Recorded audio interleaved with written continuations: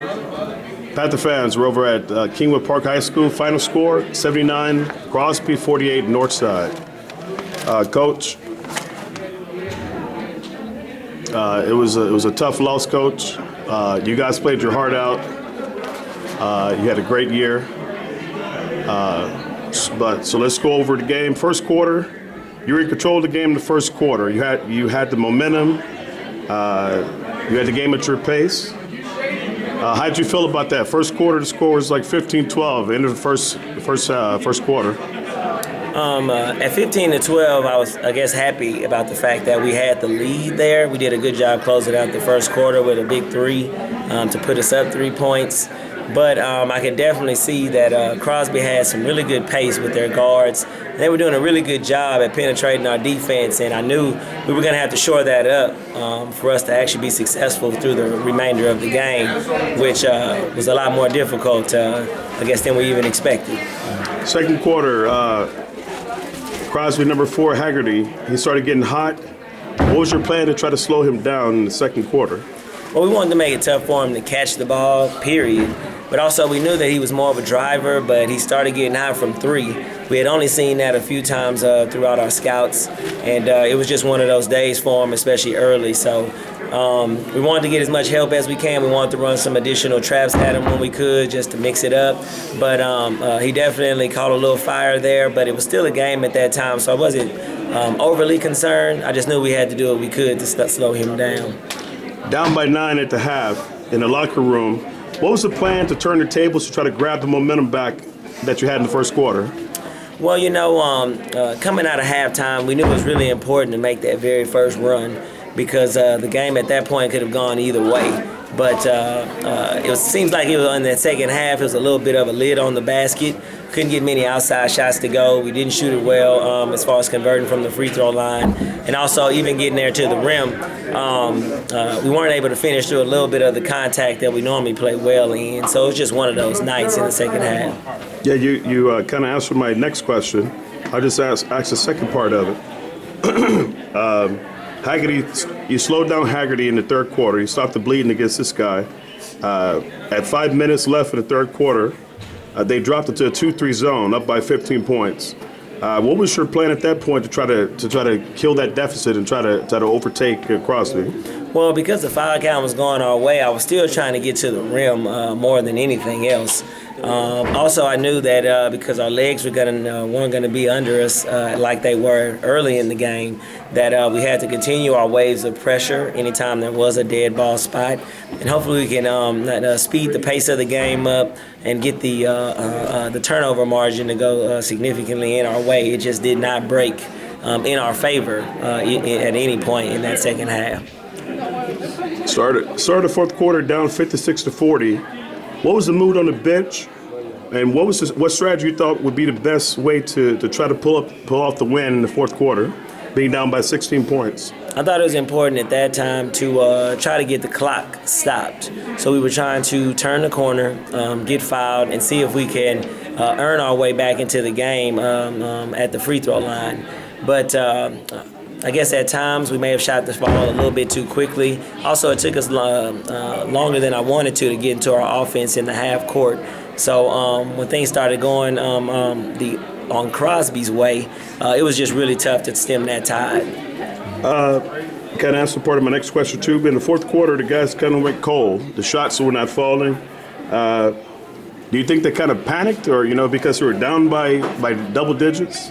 Well, it's one of those things where your season's on the line, and as a young man that you're just trying to push and do everything that you possibly can. And it comes to a certain point where it's like you're not getting that steal, you're not getting that turnover, you're not converting at the free throw line, you're not doing all these things. So you just kind of start to press a little bit. And even in that press, I was proud of the fact that they kept running, they kept pushing.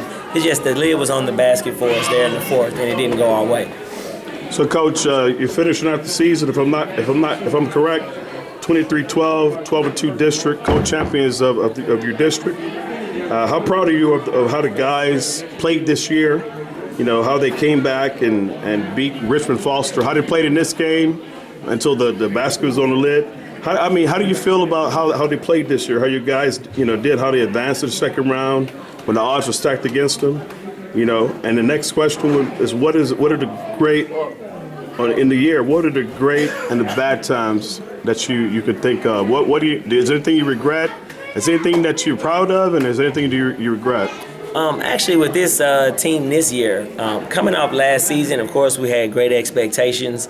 We lost a number of guys, a few for personal reasons, one for a move, so he ended up going to a different school. And then we had a big hit to our inside presence with Daniel Contreras fracturing a bone in his foot early in the year and not being able to play with us. But, man, I couldn't be more prouder of the way the group banded together.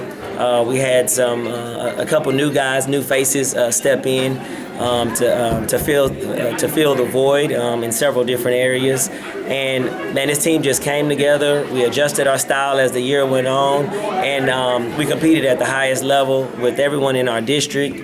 Even though we came up with 2 losses, we were co-district champs again, and then we fought like cats and dogs to pull that game off against a well-coached and well-oiled machine in Richmond Foster. So I couldn't be prouder of this team. I think this team, as far as the numbers that we had in the personnel, accomplished even more than last year's. So, you know, I'm definitely proud and a blessed man just to be their coach. So, Coach, you had hundreds of people here at the game from Northside, and you had the Panther Network behind you. And closing out this season, what would you like to say to those fans and to the Panther Network members who are not able to make it but who are able to view the stats online? And parting and closing out the 2019-2020 season, what would you like to say to those fans and those other teachers and people who showed up? Well, you know, it was amazing, just the spirit in the building basically all week this week. Once we had made it to the postseason, and then the way the crowd really just was so enthusiastic in that first round playoff game, and especially tonight. Man, our guys don't really get to play a lot of varsity games in high school gyms. We're typically at stadiums on off nights because that's just how our schedule works.